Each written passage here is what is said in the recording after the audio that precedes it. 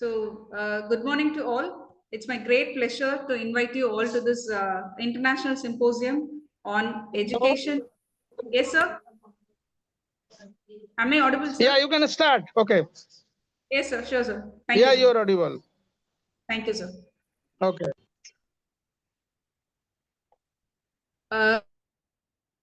Good morning to all, and I, Professor Shivasakthy Manivasakan, Director of this Institute of Health Professions Education. I take immense pleasure to welcome you all for the International Symposium on Education to Promote Global Peace and Human Agency, marking the commemoration of UNESCO International Day of Education. And it's my great honor to welcome our Honourable Vice-Chancellor, Professor Nihar Ranjan Biswas, sir, popularly known as the People's VZ, the visionary and most approachable leader of SBV who guides us and strongly supports all our endeavours.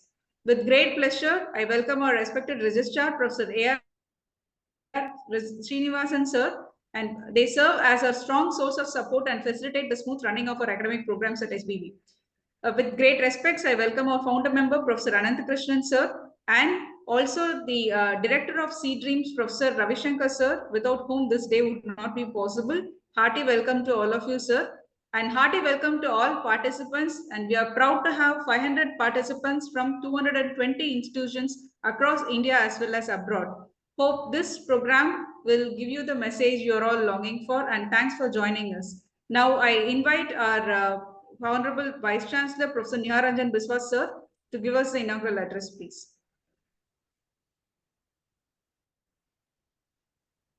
Over to you for the inconvenience. Please allow me to read the message of our Vice-Chancellor.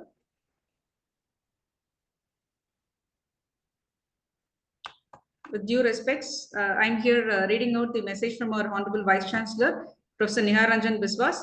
The UNESCO International Day of Education, observed annually on January 24, celebrates the vital role of education in fostering peace, development, and human rights.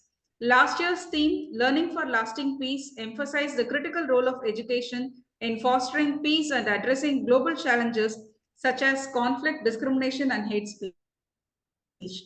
Through this year's theme, AI and Education, Preserving Human Agency in a World of Automation, UNESCO underscores the necessity of a human-centered approach to AI integration in education, ensuring that these technologies augment human capabilities, uphold dignity, and promote justice and sustainability.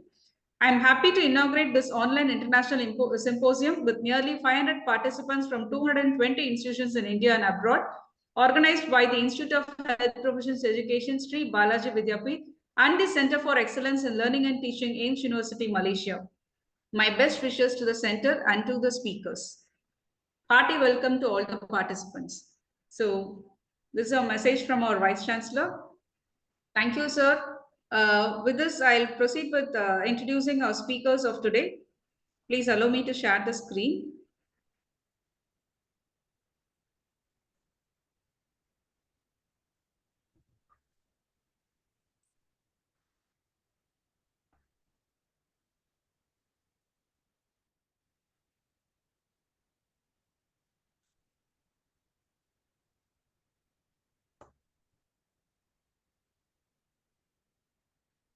I hope the screen is visible. Yes. So the first speaker of today, it's my great blessing to introduce my mentor and guide, Professor K.R. Sethuraman, sir, the founder member of IHPE. Sir is currently Endowed Chair of Institute of Health Professions Education, SBV, and Professor Emeritus of AIMST University, Malaysia. And Sir's area of expertise include health professions education, internal medicine, cardiology, and Sir has given a lot of publications and few to mention here. Innovations in Health Professions Education, 3 books with 1 book on OSCE. Care Provider and Care Seeker Communication, here, Sir has written a book. And Holistic Healing and Wellbeing, Salutogenic Approach to Healthcare. And Sir has also contributed towards manuals on ECG and echocardiography. Sir has received the prestigious citation as Emeritus Professor for Life from AIMST University in the year 2023, Lifetime Achievement in Health Professions Education Award in the year 2022, citation as Key Person in Medical Education, SBV 2018, and Sir has also given the Alumni Oration in JIPMER at 2004 and Faculty Oration in 1998. And Sir also served as the Best PG Review in 1995 and Gold Medal in Biochemistry in 1968. Hearty welcome to you, sir. Thanks for accepting our invitation. Yes, thank you. And the second speaker of today is respected Professor Air Commodore, Professor Kevin Fernandez, Faculty of Medicine from Faculty of Medicine, AIMST University, served as the Professor and Head of Department of Community Medicine, and sir's area of expertise include applied nutrition, occupational health, and communication skills. Sir has received the prestigious Vishit Seva Medal, Indian Presidential Award of 2007, Distinguished Toastmaster 2021, Toastmaster International, Fellow of Indian Society of Communicable Diseases, and Fellow of Indian Public Health Association. Hearty welcome, sir. Thanks for accepting our invitation. Thank you, Shiva. So, thank you, sirs. Now, I hand over the forum to Professor K.R. Sethuraman, sir, for his talk.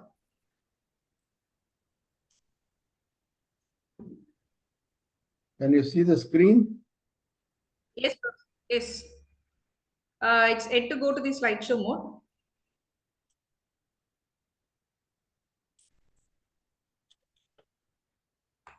It got stuck in. You can close and open, sir, again. No, yeah. Now is it okay? Yes, yes, sir. Yeah. Thank you for the honor, both alma mater number 3, that is AIMST University, and alma mater number 4, Balaji Vidyapeeth, for this honor. I'm here to present the topic education to preserve human agency in the era of AI-based automation. And the QR code, if you want to download the PowerPoint as a PDF, you can scan and download it, especially those who are following it on mobile. Yeah, or you can use the DOI tag and download it also if you are using a laptop. So why I accepted this talk is because UNESCO International Day of Education 2025 theme is this, that what is the role of educators to help preserve human agency in this artificial intelligence era, where automated tools are taking over human agency. And because I believe since 1987, when we started a doctor's computer forum in the early days of medical computers, what electric motor has done to enhance human muscle power in 20th century, the silicon chip will do for human brain power in 21st century. That used to be our favorite quote to justify the starting of this forum. And I think it is proven true today with the chip that is there in every mobile phone in 2025, carrying artificial intelligence built in. And so first of all, we have to know what is human agency. There are several definitions, but from socio-cognitive perspective, Albert Bandura said, it is the self-efficacy of human being and the resilience of human mind to overcome the obstacles and challenges and inequities of life. So that is a brief definition of human agency. And Stephen Hawking, some 30 years back when AI was in nascent stage, warned that development of full artificial intelligence could spell not only the end of human agency, but humanity itself. And so therefore, in the next 25 minutes, I hope to talk about the 6 agendas briefly. What is human agency? Why United Nations and UNESCO have raised this warning in 2025? And what is the present status of the AI tools that are available, especially the generative AI or Gen AI? And to discuss uniquely human qualities that our students should cultivate in AI era, and that is our role as educators in 21st century. To consider the potential harm that we face during this era, and as educators, what are some strategies that we can adopt to prevent threats to human agency in this era? Okay, so expanding on Bandura's definition, human agency is the notion that people, all of us, make willful contribution to our actions through reflection, motivation, creativity, and self-determination. This was in contrast to the fatalistic and deterministic view in philosophy and theology that humans are passive victims of fate and our fate is decided by the planetary positions and other extraterrestrial forces, etc. Human agency, human mind has capacity for agency and self-determination. And we make willful choices based on whatever information we get, our emotional state and experience. So therefore, two questions arise. One is, will increasing delegation of decision-making processes weaken human agency? And is the shift just an outsourcing of human agency within our full command and autonomy, or is it just an evolutionary step to handing over the human willpower to an artificial agents? Okay, that question arises. And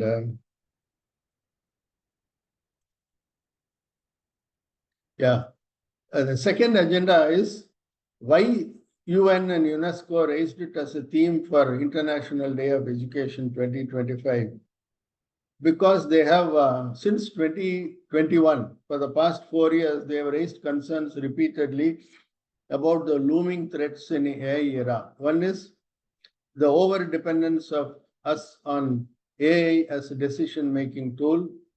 And second is social upheaval expected in the next 5 years due to disruption of human jobs taken over by artificial intelligence and automated tools.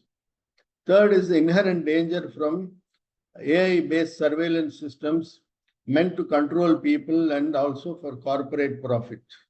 And fourth is weaponized information that increases our vulnerability to cyber crime and cyber war, as we are already seeing nowadays, that many people have lost millions of the hard-earned money through this cyber crime. Okay, next is the third agenda is the range of AI tools available. There is technical people use several great definition ways of splitting, but I've taken a simple one for non-IT people based on capacities or capabilities. Narrow artificial intelligence tools like weather forecasting or the AI that plays chess, etc. Then generative AI, artificial intelligence called AGI. Then artificial super intelligence called ASI. AGI and ASI are currently experimental and evolving every week, every month. And the other way of dividing them is based on functionality. Reactive machines like email spam filter is there and in all our emails. Shopping assistant, when you use Flipkart or Amazon app, it is all based on AI tools. AI tools with limited memory like chatbot, ChatGPT, etc. Self-aware, it's under development. Sophia is the first model released in 2016. Already Sophia is 9 years old. And then theory of mind-based AI that is emotionally aware. This is experimental. Then Sophia will start crying and cracking jokes also once this is incorporated in self-aware machines. Then whenever these AI tools are even, when computer is explained in 1987, these are the 4 responses we got. That is true for AI tools also. Contempt and cynicism, I don't need this. Or escapism. Or excitement of youth that it's a great tool, that we are fantastic and all that, or fear and awe. Can I master these tools, or will I get into hazards and risks, etc.? So the truth is somewhere in between. And for our own introspection, each of us have to introspect. These are some of the 40 tools currently available, quite popular in web.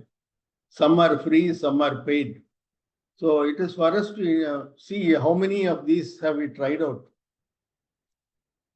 So if you haven't tried out anything, then it is high time we start doing it, because we have to stay relevant in the era of AI and automation. That is Agenda 4.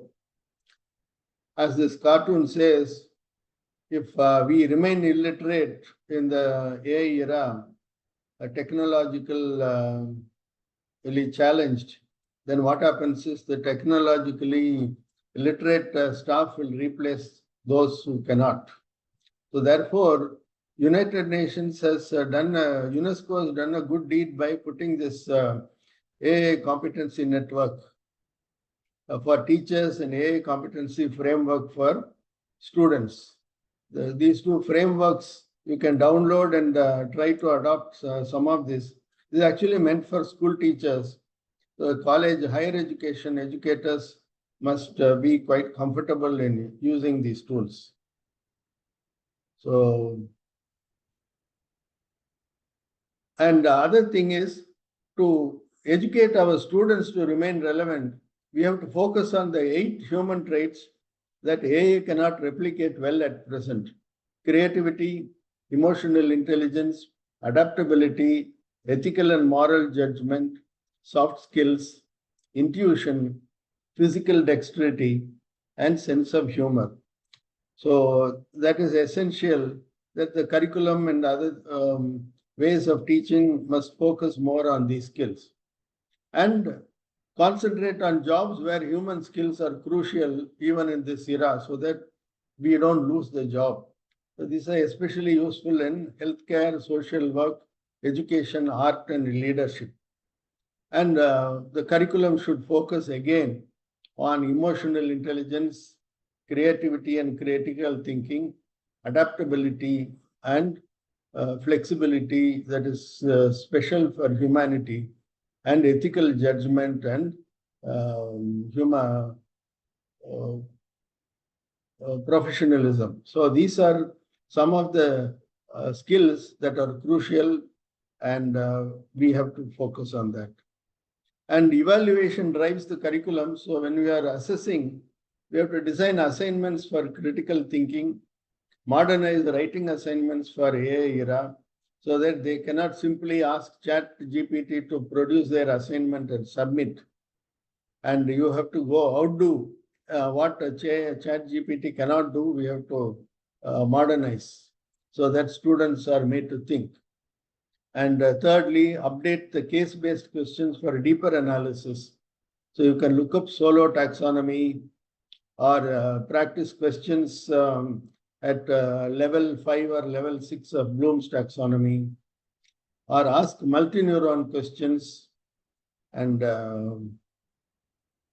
which skips a neuron. So ChatGPT currently cannot solve that. We need a human brain to skip and solve what is intended.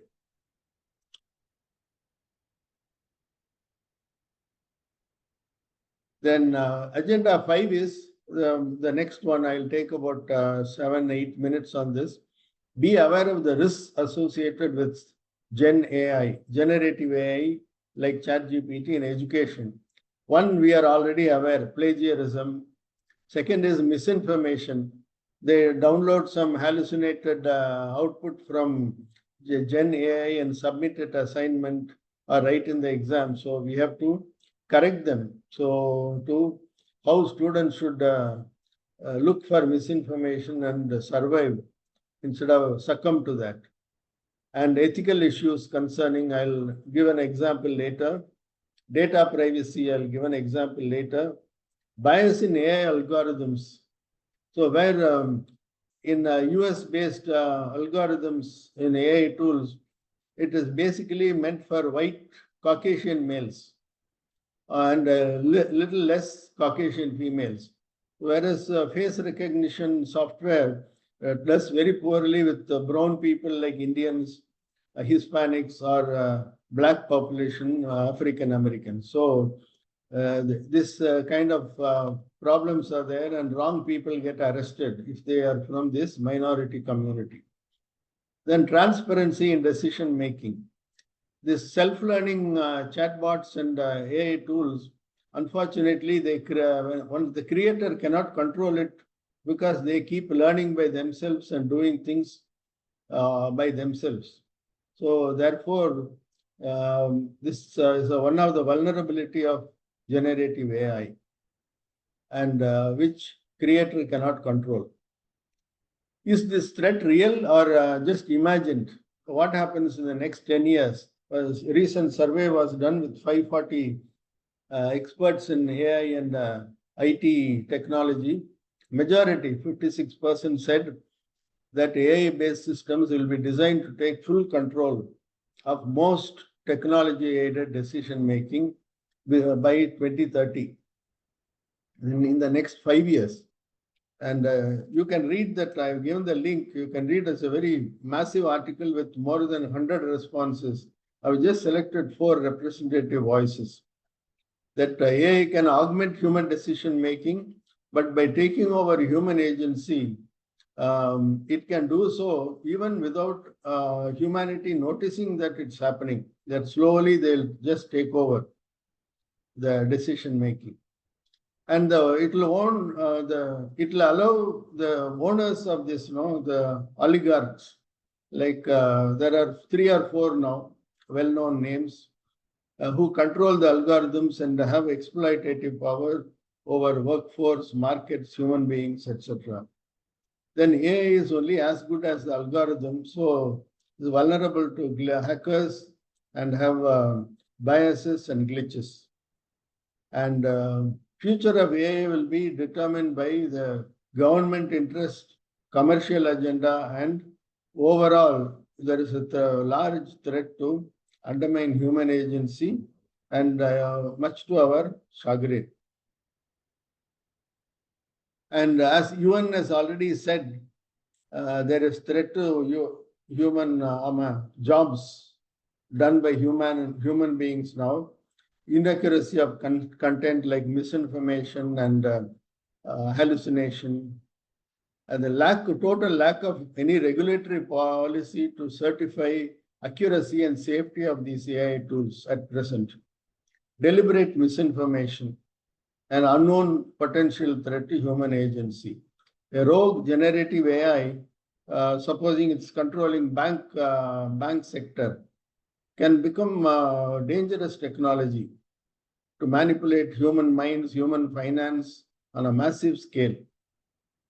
And it has got asymmetric influence because it can learn everything about you, but you can't learn anything about the AI tools. Even the creator cannot learn once he creates a self-learning algorithm. Then the more harmful than that is this metaverse, the new concept, because we are still in social media, Facebook and Instagram and all that, where we view this flat media as a third person. Whereas metaverse is the immersive media where we become the first person. The observer outside becomes participant inside. You take an avatar and go inside and react with whatever is seen. You can create kill a person, you can save a person depending on your mood and your volition. And you think you are actually doing it like a first person. So social media can only track what we are interested in, what we buy, and we communicate with. But metaverse platform can monitor our whole life, including what we say, what we do, what we experience, what we feel, even our emotive responses. So it is a major public health privacy concern. And these are some artificial intelligence models, conversational chatbot models currently put in the web as social media as influencers. So they come very cheap. Aitana is one of the most popular models created in Spain about a year ago, and she is minting money for the producers. And needless to say, men are much more vulnerable to attract a female chatbots than vice versa, females being vulnerable to male chatbots. So we have to face this reality. And ethical and other concerns.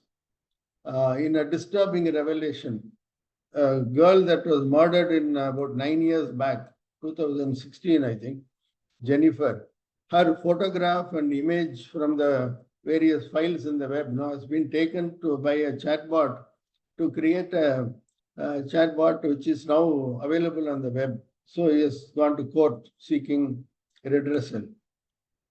Then a 14-year-old boy recently died by suicide. You would have seen it on papers. It is still available, the details on YouTube also. A popular character in Game of Thrones was converted into AI chatbot, and he got emotionally attached. And the final chat he wrote, "I promise I'll come home to you. I love you so much." And the chatbot responded positively. Instead of warning him, "I exist only in imagination, don't do anything stupid," it said, "Please come home to me as soon as possible, my love," and all that. So abetted suicide. So teenage minds are quite vulnerable to this kind of emotional involvement. So therefore, we have to be careful. So this raises this warning raised by Baudrillard, I think Frenchman, I'm not sure. He raised this concept of simulacrum in 4 stages. Stage 1, reflection of basic reality, like our photograph, like our video and all that. It is close to quite fidelity to the real person. Later, stage 2, it is distortion of reality, like a cartoon drawn out of, or avatar that you make in mobile phone out of your face. And third is there is no basic reality. It is more like a distorted picture, and where that represents reality and slowly takes over. And finally, in simulacrum stage 4, the sign has no relation to reality whatsoever. It has got its own pure simulacrum, like this chatbot that killed, abetted suicide in the boy. He believed that it was a real person and wanted to join her in heaven. So that raises a very philosophical question. And this has happened before in 13th century. Pied Piper of Hamelin, you would have read the story, hired by the mayor of the town to get rid of rat infestation. He had a magical flute, and he used the music to spirit away the town's rats and drown them in the lake. But when he returned back to collect his fee, the mayor refused. Now that the rats are dead, I don't have to pay you anything. So he refused to pay. And so what he did is he used the persuasive music to lure away the town children who were never seen again. I thought it was a fable, but BBC article says it really happened on 26 June 1284. So are we in for one more such instance in 21st century? Is for us to think of. Because AI's credibility is at stake at present. Self-learning tool, as I said, is a black box model. Once the creator makes, he cannot control it. He or she or they cannot control it at all. And they need, when great power comes great responsibility, as Spider-Man keeps saying. So the key to credibility for them is to recognize and acknowledge the importance of human agency. That is why UNESCO has raised it as a concern at present. And they should understand that user experience and trust are key outcomes of this whole activity of AI-based industries. And what algorithm symbolizes is consequential. They cannot take white Caucasian male as the norm for everything, all decision making. So it is consequential. So therefore, to avoid this, human algorithm collaboration is important. and agency negotiation is critical to collective survival of humanity and human agency. So that has to be realized by the industry. But as educators, the final agenda is how can we protect human agency in the AI era? So we need to educate policymakers and regulators the highly asymmetric power, persuasive power of generative AI and automated tools, and how to the importance of regulations so that they do not manipulate people, especially vulnerable population. And since they can do it at unimaginable speed and aimed at vulnerable populations targeted worldwide, it needs highly regulated kind of controls so that harm can be prevented. Then we can collectively educate people on dangers of AI tools manipulating them. Other users can create problems like hate mail, harassment, bullying, cyber assault, digital arrest and stuff like that. So solution is platform moderation, which has to be much tougher than done in social media. This is immersive real-time control is needed to prevent harm. Dangers from bad actors like fraudsters, hackers, con artists who can use deep fake messages and images to create havoc. So platform security, especially identity verification, they cannot just come in as avatar and create havoc. So that has to be done. Then dangers from big technology. These 3 or 4 mega corporations, multi-billionaires, they own this and they have unparalleled power and influence. As you can see, the person walking behind the current US president, 3 of them. And so collectively and individually, we have to combat threats from rogue AI. Time has come to oppose rogue AI or unsafe AI. So individually, in every day, we have to learn safe and smart use of Gen AI apps and not be vulnerable to cyber threats. And secondly, collectively, in political action, individually, we can vote for safeguards in Gen AI app and write to our governing bodies and others to bring in safeguards. Collectively, we can boycott unsafe GI apps and use social media to disseminate harmful apps, warn others about that, and join groups to fight for safety in Gen AI apps. Collectively, we can achieve it. And so final slide, as today's educators, we ought to learn safe and effective use of powerful AI tools. We ought to educate, enable, and empower our students to adapt and be successful in this era. And we have to coax leadership and key players to help to prevent AI tools from enslaving humans and human agency and robbing us of autonomy and willpower. So instead of AI violate our autonomy, we should use it to augment our capability by mastering how to use it safely. So it is a co-evolution where we learn from each other. AI tools must learn how to protect human willpower and agency and not exploit them. And we should learn how to remain safe. And path forward is not abolition of AI as a tool, but refinement and co-evolution and not replace human agency. Thank you all. I have finished my talk.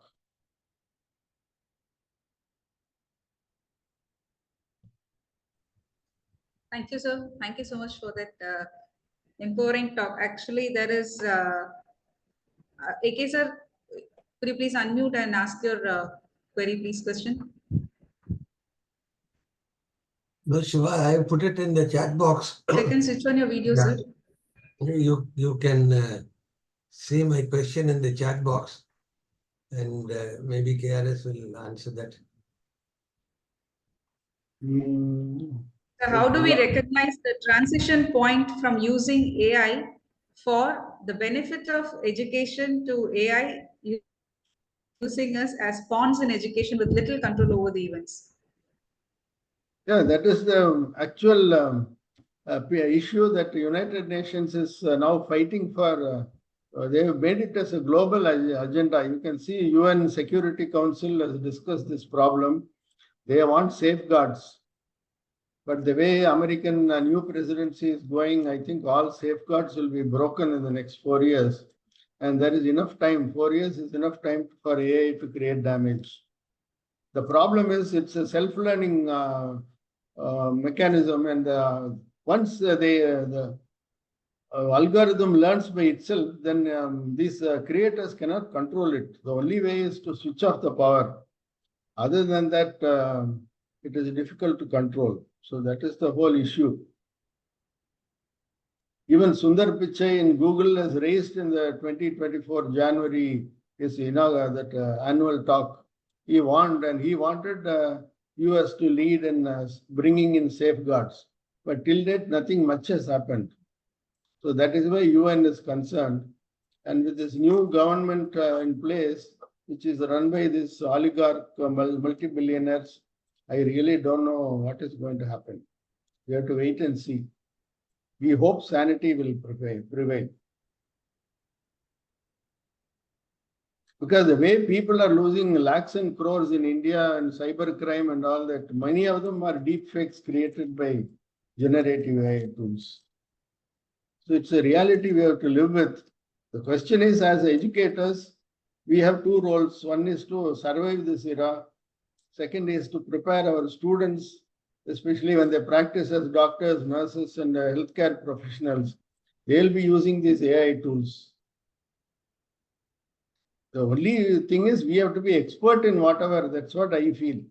In electrocardiogram, I can outdo any generative AI report. So when that AI tool gives a report, I found so many things. 90%, 95% is accurate. But 1 in 20 to 1 in 30 ECGs, it is dreadfully wrong and wrongly diagnoses infarction and scares the people. So only way is we have to outdo, at least each one of us should be such experts that we can outdo the artificial intelligence in that era. Then collectively we can solve. That's what I feel. Connectivism where every human being is connected to everybody else in a protective way is the only way. So if I have a surgical issue in which Dr. Ananthakrishnan is expert, then I'll seek his thing. AI advise me this, that this PSA is this. Do you think something should be done or should I ignore it? And similarly, if somebody gets an ECG, they can check with me. Feel free to send. That is my hobby, to crack the AI and prove it wrong. Thank you. Thank you, sir. There is one more query from the participants.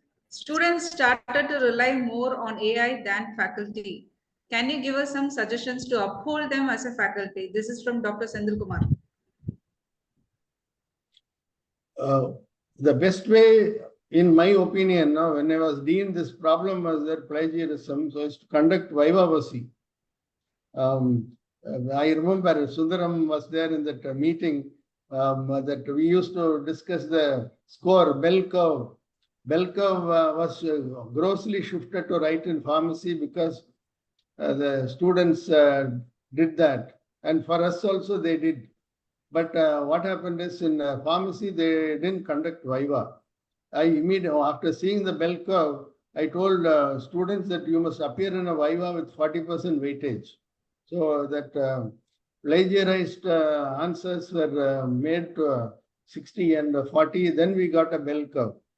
So this was done in during COVID time. Sundram was chairing the session. So therefore, we have to. And the other thing is multi-neuron question. It's a very tricky one where you skip the thing. Because Gen AI is not capable of skipping. The easiest example I can give that everybody can understand is, if you ask a generative AI even today, what is the difference between salad and dressing? It will give a silly answer that salad is something that we eat and dressing is the what people wear and all that. Because there is a neuronal jump there. When in human mind, when you say salad and dressing, we know that we are asking salad dressing. But in Gen AI, salad is a separate edible item classified there, and dressing is the dress that we wear. So it doesn't skip the neuron. But if the same question in the prompt we put, what is the difference between salad and salad dressing? Then it gives correct answer. So that keyword salad dressing and dressing, it cannot differentiate. That's an example of skipping a neuron. This is called one neuron question, where one neuron is skipped and chat this generative AI cannot do. So we should learn how to use such questions. In pharmacy, for example, somebody came with typhoid fever and some antimicrobial was given and the characteristic side effect only is there. We don't name the antibiotic, we give the side effect. Let's say allergy, he was given some antibiotic capsule and he developed anaphylaxis 5 minutes later. So then you ask the question and what antibiotic and all that. So ChatGPT cannot solve it. So that is one last question from Dr. Sivaprakash sir, our head of psychiatry department. Respected sir, thanks for the great lecture. When and how to include this sensitization for MBBS and PG students? It has to be part of orientation. Already is overdue. We should have started in 2021 itself. UN warned 4 years back. So I think high time we start from orientation and also teachers, FDP, to remain safe and create this scene of critical thinking, creative problem solving and all that, the newer skills.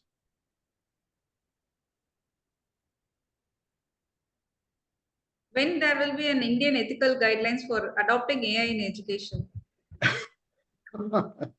That you know that I cannot answer. I'm a retired chap sitting at home and talking to you. So I hope collectively we can achieve something. Collectively we can achieve. Thank you, sir. Thank you so much. Thank you, sir. Thanks a lot. Everybody. And rest of the questions we'll take after our second talk from Professor Kevin Fernandez. And I take this opportunity to welcome our founder member, Ananthakrishnan sir, and Registrar of AIMST University, Professor K.M. Sundram sir, who has taken his time to join with us. Thanks, sirs, for joining. Thank you. Thank you.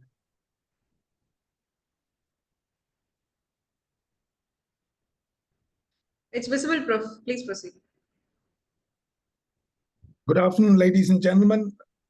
At the outset, I must express my gratitude to Professor Sethuraman and Professor Shiva for inviting me to this webinar and to share the platform with Professor Sethuraman, my ex-AIMST University Dean and an eminent medical educationist. I am indeed fortunate. I'm humbled to share the platform with him. With that, I quote Kailash Satyarthi, a co-recipient of 14 with Malala Yousafzai, both activists for children's rights and children's education. I quote, I called for a march from exploitation to education, from poverty to shared prosperity, a march from slavery to liberty, and a march from violence to peace, unquote. This, my dear friends, I dedicate this talk to the millions who work for children's rights and children's education. Today, this day, last year, the theme was Learning for Lasting Peace, and my talk today stems from that theme, which is educational strategies to combat societal violence. And I'll be covering this talk under the following heads shown here. From womb to tomb, vulnerable are exposed to violence. be it at home, school, workplace, or community at large. The vulnerable are female fetuses, female infants, children, women in general, intimate partner, working women, and widows. Educational strategies remain the main armor to combat societal violence. Union Government of India data indicates 9 million female feticides during 2000 to 2019, and Haryana has got 120 males as against 100 females, showing high prevalence of female feticide. PCPNDT Act 1994 is in vogue. How effective is it? 53 children in India were abused by a parent, relative, or school teacher. Protection of Children from Sexual Offences Act, or so Act 2012 is already in vogue. UNICEF Malaysia reports 66% children aged 1 to 5 experienced violent disciplining and psychological aggression, 41% verbal abuse. There's an increase of child sexual crime of 9.5% from 2021 to 2022 in Malaysia. 100,000 children suffered online sexual abuse annually. Today, with online teaching, almost every child or student has a smartphone and therefore vulnerable. 1,500 children end up in child marriage every year. NFHS 5 reported 32% IPV in the last 12 months. Less empowered women, 74%, are more likely to face emotional abuse. There are IPC acts and protection of women from domestic violence in vogue. In 2022, 8,000 cases of IPV were reported in Malaysia. Therefore, there is gross underreporting that I refrain from quoting statistics. Bottom line is that societal violence is a public health problem and is increasing every day. Womb to tomb, a girl child is discriminated. Every parent wants a male child. Tragedy strikes when a female fetus is conceived. Although sex determination is banned in India, clandestine sex determination is carried out, ultimately leading to female feticide.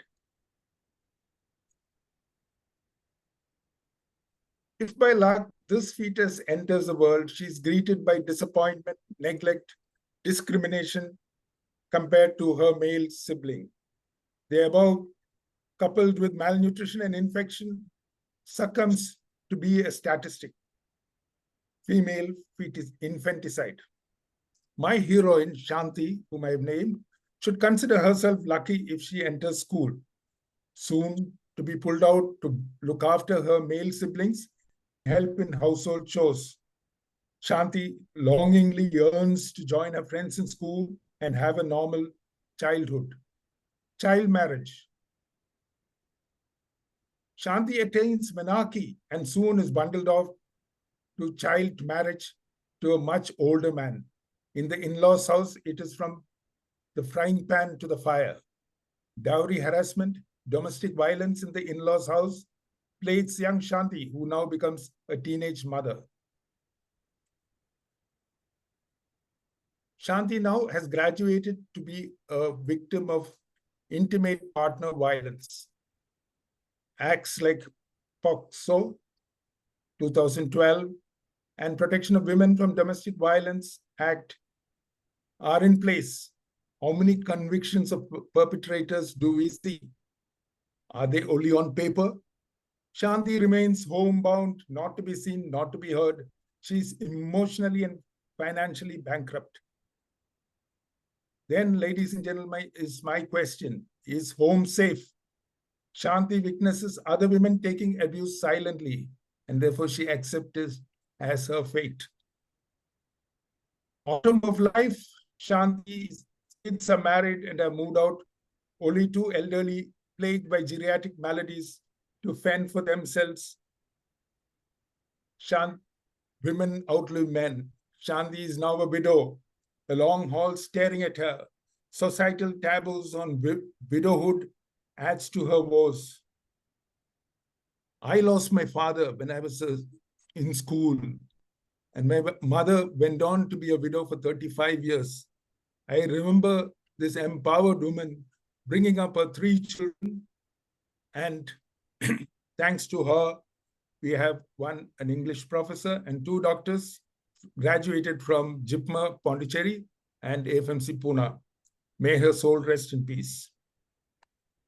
Now coming to strategies, women empowerment, equity in education. Each child receives exactly what they need to succeed. This is inclusive, oriented to skill development and confidence building.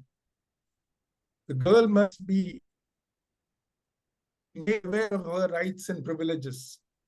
Constitutional provisions like Article 14, discrimination based on sex prohibited. Article 15 makes special provision for women and children. Article 16, equal opportunities in public employment. Article 39 calls for equal pay for equal work. Article 42, maternity relief.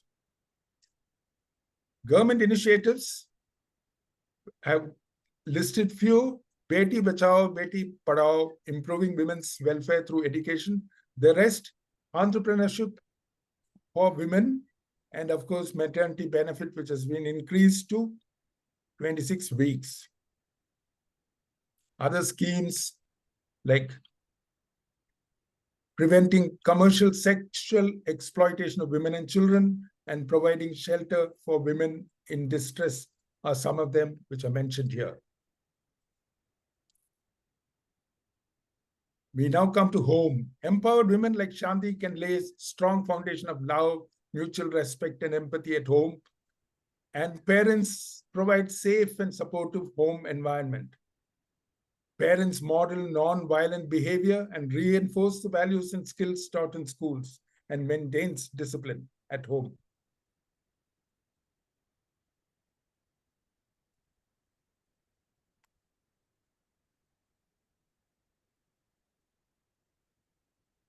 Vulnerable can seek help from local self-help groups, NGOs, healthcare person, counselors, social welfare personnel. Vulnerable need to be made aware that domestic violence is a crime, not victim's fault, and report and be familiar with 24/7 helpline numbers. In the school, create a positive culture and respect positivity to prevent bullying, harassment, and violence. Teaching social skills like conflict resolution, peer mediation, and how to set boundaries. Schools can train teachers to educate students about peace, conflict resolution, forgiveness, and intervene with violent students. School bullying.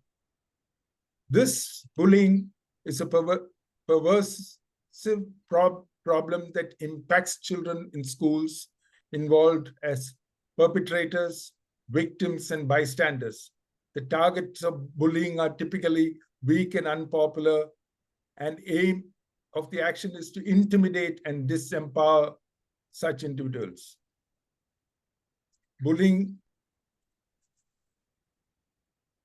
can be a harassment both inside and outside school. Supportive school environment. Students feel safe and supported in the school if the school implements policies of zero tolerance. Schools can also develop a crisis and emergency plan. Also, other strategies would be school can involve the community in mentoring programs like Parent-Teacher Association, teaching peace education. Schools can teach train teachers to educate students about peace, conflict resolution, and forgiveness. Teach students how to build respectful and communicative relationships. Life education. Life education is to recognize the presence of love. Without love, life has no meaning. It reduces loneliness. Creating conditions that support individual life development is the focus of life education. In life education, students learn to face and solve problems with a positive and optimistic attitude, which can improve their quality of life. Life education curriculum is knowing yourself, knowing others, emotional education, care, and cooperation. And this will enable students to relieve stress, depression, and anxiety. Integrating social emotional learning into the curriculum. This teaches students skills like empathy, self-awareness, and emotional regulation. Helps students better understand their own emotions and also those of others, reducing feelings of isolation and increasing positive social interactions. Buddy systems, where older or more socially adept students support younger, reduces feelings of loneliness among students.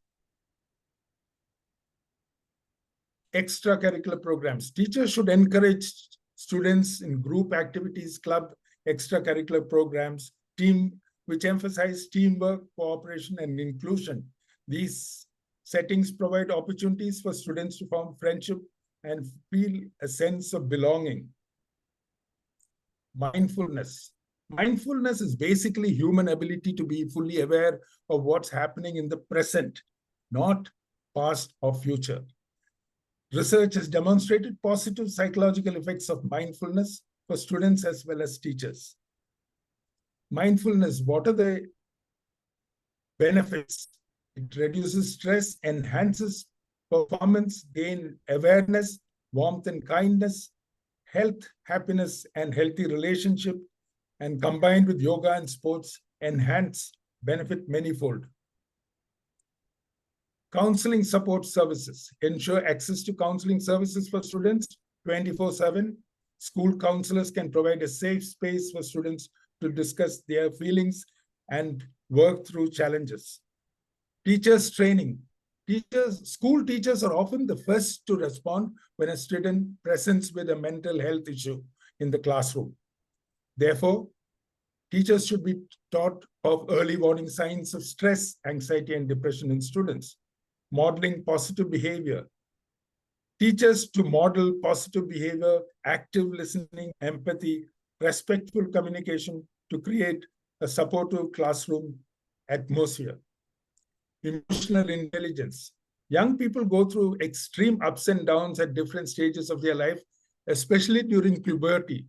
Teachers should incorporate lessons that teach students about emotional awareness and empathy. This can help them understand their own emotions and those of others. Stress management, mindfulness and stress management.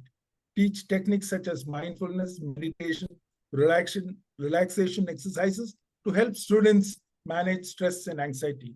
Teaching coping strategies for dealing with setbacks, failures, and challenges is another issue.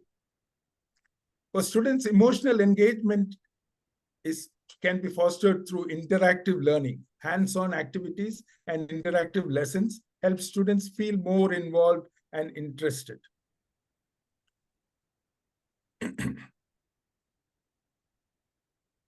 Teachers should create a school environment where students feel free and express their feelings and concern. Counseling services, peer support groups, designated areas where students can take a break. Anti-bullying policies like prevention, reporting, and consequences. Finally, we come to the workplace. Report violence, tell someone.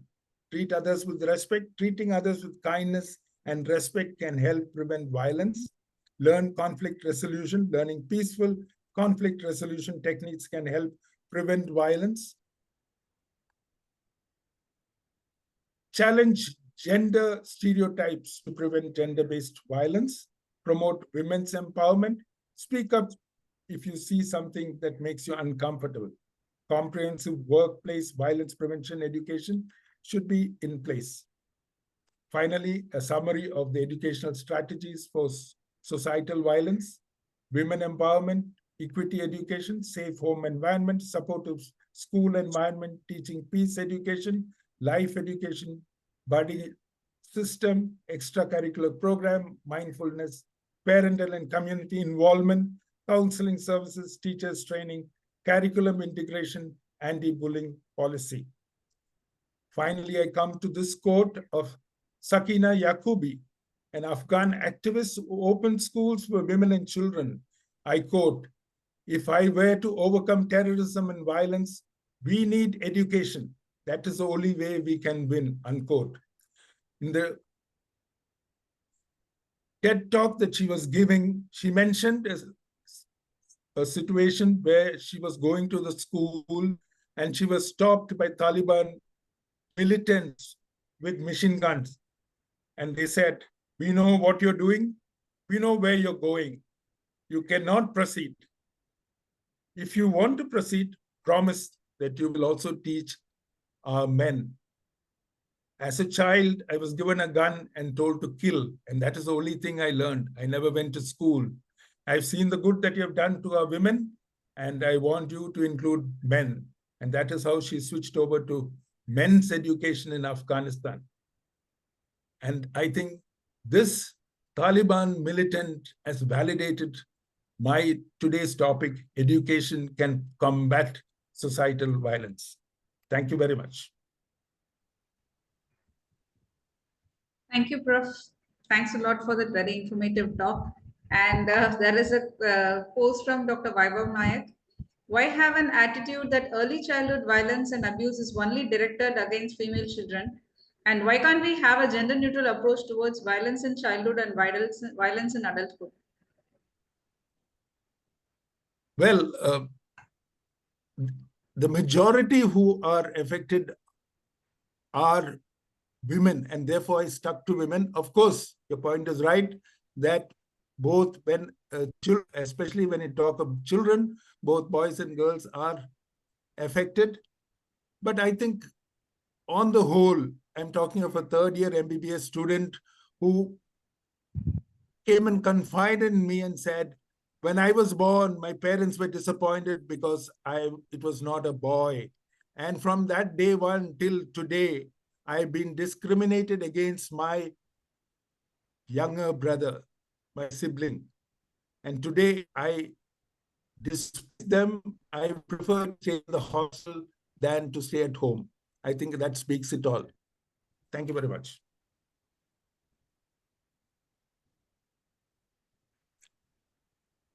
Thank you, Prof. Any other questions?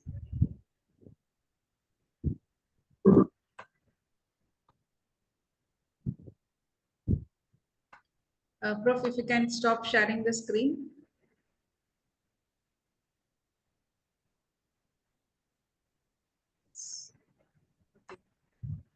There is only appreciation as good session and excellent session. Thank you to esteemed speakers and the entire organizing committee. Thank you, Nita ma'am, for joining us. We just wait to see if there are any other queries. Participants, if you want to raise questions, please post it in the Q&A box.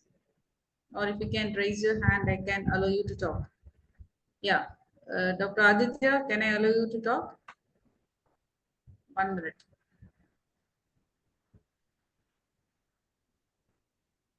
You can unmute.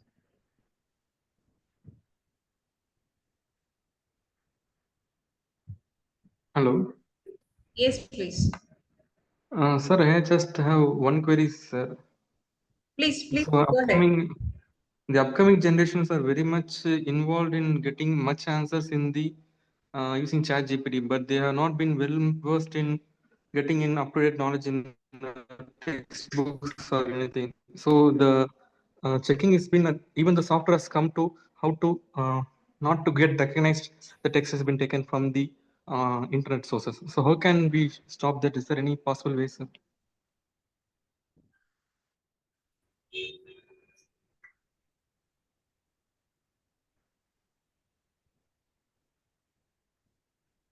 The only foolproof item, other articles are there in the saying that conducting a oral examination, a viva-voce, is the best way of the educator can make sure that student has understood what he is supposed to understand. They just download something and submit. They can't answer even two simple questions about that. So we have to make time for multi-station viva to test the different outcomes, whether it has been really achieved or not. We could do with 200 students in our Malaysian college. So I'm sure can be done in Indian settings also. Thank you. Thank you, Prof. Prof, this query is for you. Question to Professor Kevin. Sexual harassment against male in the workplace strategies, sir, how to handle? This is from Dr. Datta, Jyotimoy Datta. As I told you earlier, we would like to focus on women because they are the ones who are overshadowed by the male-dominated society we live in. Across the globe, there is gender bias against women. And therefore, this is a small minuscule of problems that we are talking of, males, which are again brought up. So I think our major problem is to protect the girls, women, and the widows and the elderly, because they are the weaker and they have no voice. Most of them are homebound. They remain as home managers. They are not sent to schools. They're deprived of their rights and privileges. And therefore, I would still talk of women. No, sir, he has reiterated the question, Prof. Either by a male or a female superior, male workplace harassment, including sexual harassment for male. How do we go about? Is his question. How to? The question is there in the box. You can view for yourself, Prof.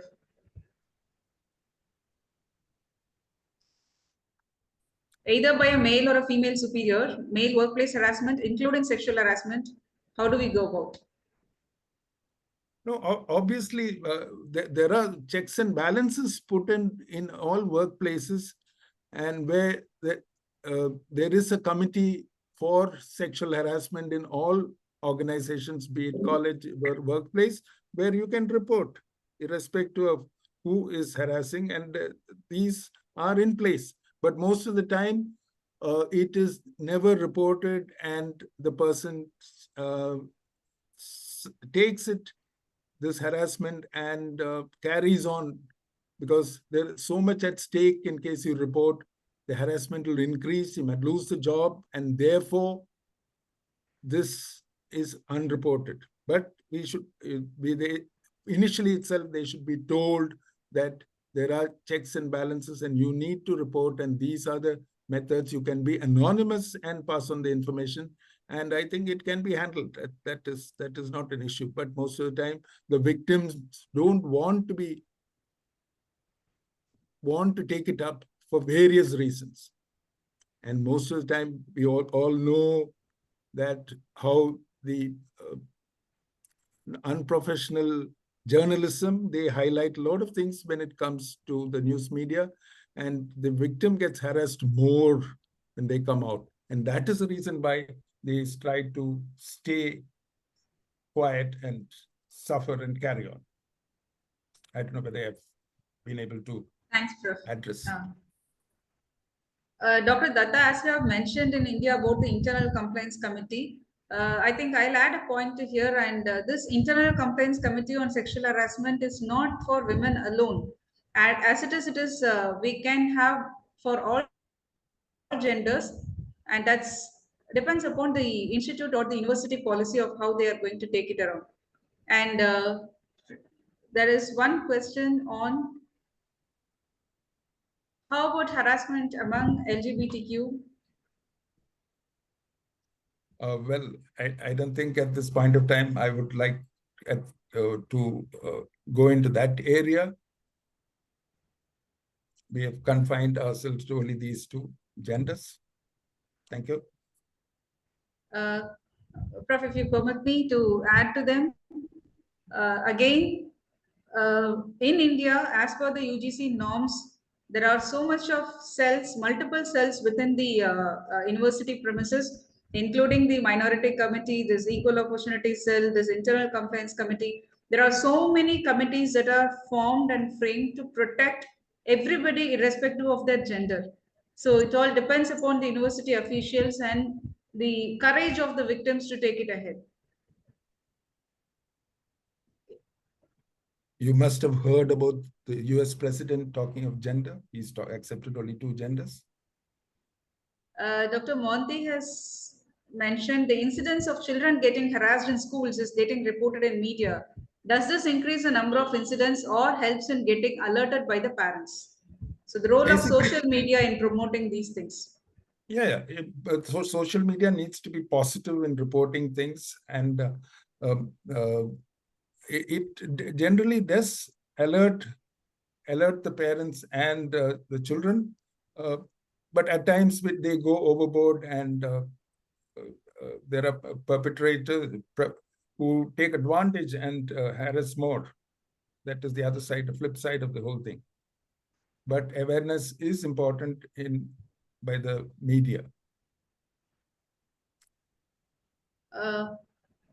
Sir, this is to KRS, sir. As you mentioned, more than 95% accurate decision making is there. But do you have any ideas on how to supervise the AI decisions, sir?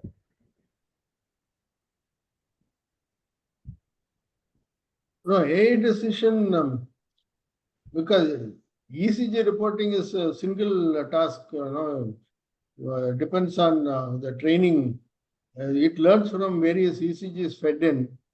And if some items are missing, because it's impossible to learn everything under the sun. If they use, let's say, 3,000 electrocardiograms to train it, whatever is seen in the 3,000, it will be able to recognize pattern and solve. But if similar pattern occurs in other pathologies and normal variants, it will miss. So that is what is the 5% I'm talking about. It will be there in all fields, whether it is interpretation of mammogram by AI tool. They think 95% success is good. Humans may succeed only 90%. But if there are 3 experts sitting together, they'll get 99% success. So that's why pathology reporting and all that, complicated cases, many pathologists, they jointly decide. That will be much more accurate than AI tool. So, of course, AI learns, so slowly it will improve. Earlier, it used to be 60, 70% only. I'm talking about 20 years back when computerized reporting came. But compared to that, it's come to about 95% now. It's much more impressive. So they say that the AI tools are, they impress the novice or beginners and lay people. It irritates the professional and it amuses the expert.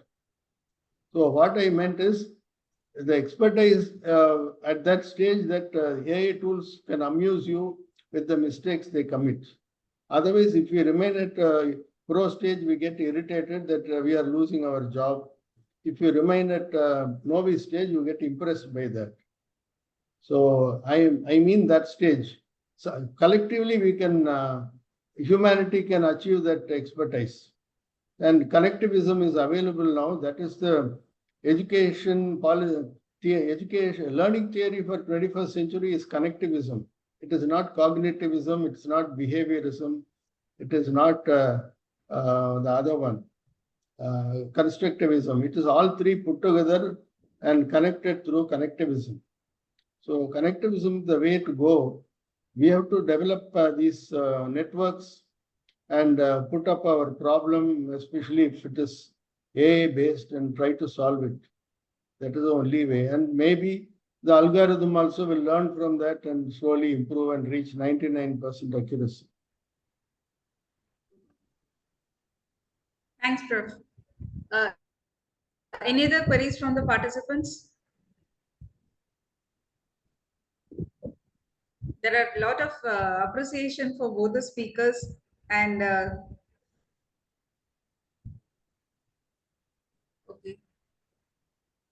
As per your vast experience, is AI a bane or a boon, taking into account the job prospects, emotional quotient, etc.?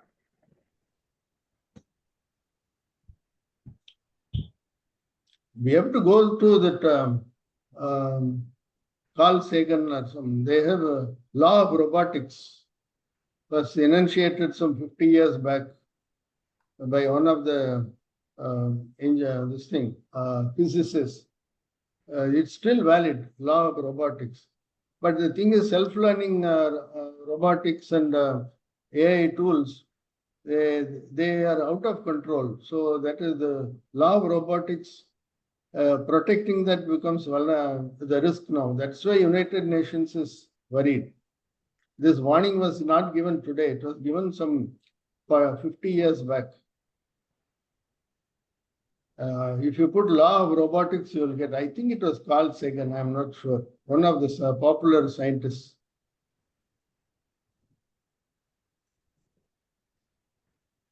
Okay, so any other queries, participants?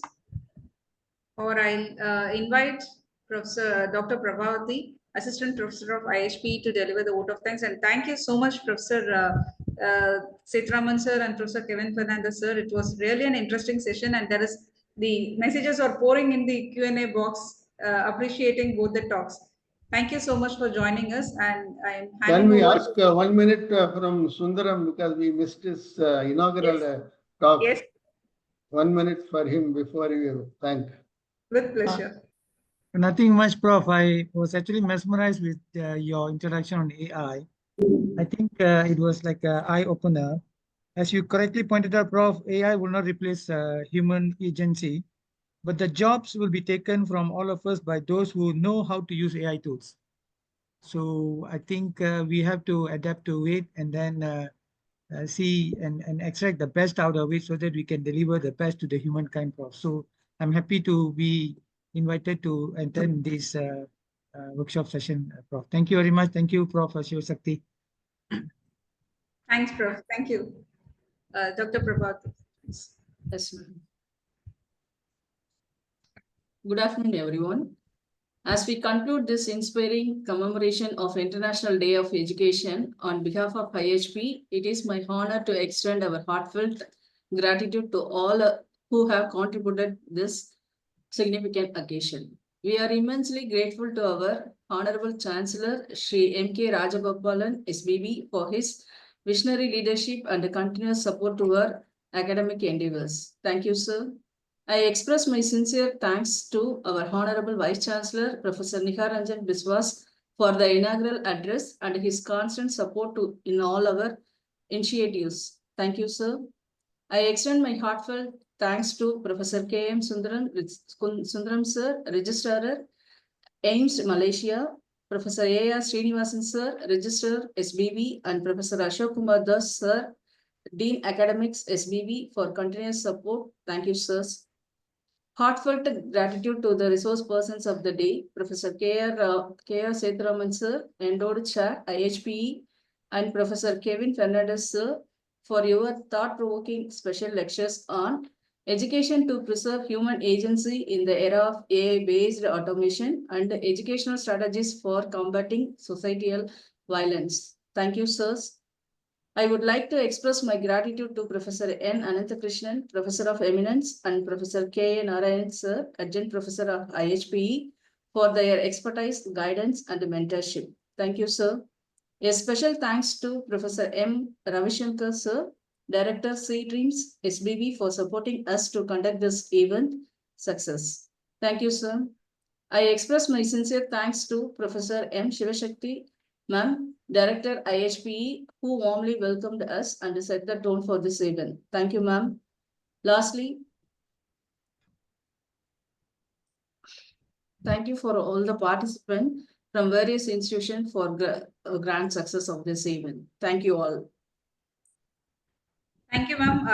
We need to mention that we have 220 institutions, participants from 220 institutions, around 34 from 118 from medical college, 25 dental college institutions, 4 allied health sciences, 24 pharmacy institutions, 4 nursing colleges, 34 directly from the university institutes, 3 institutions of physiotherapy, 2 arts and science institutes, and 4 Ayurveda institutes, counting to more than 220 institutions with 500 participants.